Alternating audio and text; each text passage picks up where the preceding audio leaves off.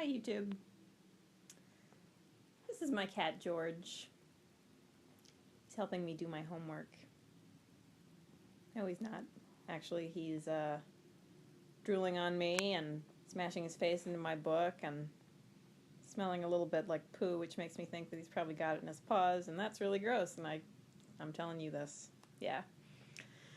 So, I'm in the last week of the semester, and as a grad student in the humanities, I really don't have any final exams. I just have really big-ass papers due. And I've been procrastinating on these big-ass papers for the better part of, the entire semester. So I'm doing them all now. And I'm still in the research stage of one of them. So I'm reading this book on ecstatic religion. I'm writing on possession, I guess, is a scholarly category. Anyway, it's more boring than it sounds, so I won't talk about it. But anyway, just making a video, sitting here in my room, my cat in my chair, wearing one of my many hats with animal ears, which I'm very fond of. This one's actually a spirit hood. It's pretty much the greatest thing ever invented. It's the wolf.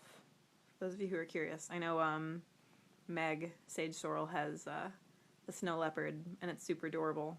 And I have the wolf. It's great. Hey, George.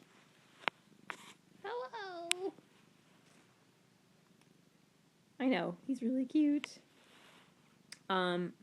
George, I'll start out by saying that, so you guys all know that the joke is that, I guess it's not really a joke, but there's this assumption that witches like cats, and witches are supposed to have cats, or want to have cats, or something. And, George, don't listen.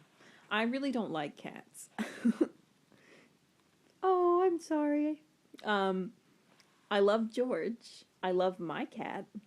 But I generally don't like other people's cats. I really don't know where people get off saying that cats are clean, or that they're cleaner than dogs, because George, bless his little heart, is disgusting. Any animal that poops in the house, even if it's in a litter box, and then, look at his little face, he looks totally scandalized, and then walks around in it. I mean, they're trying to bury it, right? But I don't know about you guys' cats, but George just ends up stepping in it and then trailing it around the house. And it's disgusting. And I'll come home, I've had a long day, and there he is on my pillow covered in poop. I've said poop like 12 times in this video so far. Anyway, I adopted George 2 or 3 years ago from a family that was moving overseas. They were going to Japan, military family, and they could not take him. And anyway, taking him to a shelter was just not an option. George is 20 years old, which I'm told is really old for cats. I've never had a cat, always been a dog person. But I guess 20 is really, really old. It'd be really old if he was a dog. He's very, very healthy. He's like a tiny, furry Dorian Gray. Anyway, I love him desperately. I'm so glad I have him.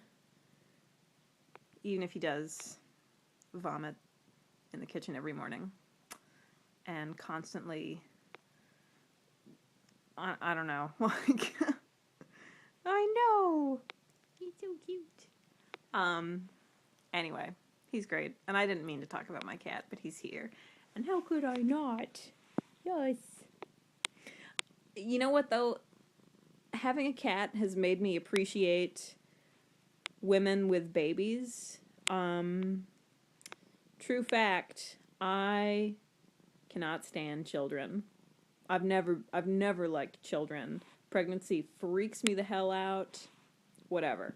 And I never understood why it was that new mothers always wanted to talk about the regularity of their baby pooping, or like what color their vomit was that day, or any of that stuff. I never understood. Like, that's gross. Really? You're talking about that over dinner? And here I am. I cannot shut up about my cat and all of his disgusting catly habits. And he's my cat, and so I think it's adorable and wonderful. And I find myself repeatedly in these situations where I'm surprised when other people don't find it adorable, which I imagine is how mothers of young children often feel. So, there you are. I just made a video about my cat and him being gross but adorable. This is what happens when I don't want to be doing my homework. So, have a good night. I'm gonna go work now.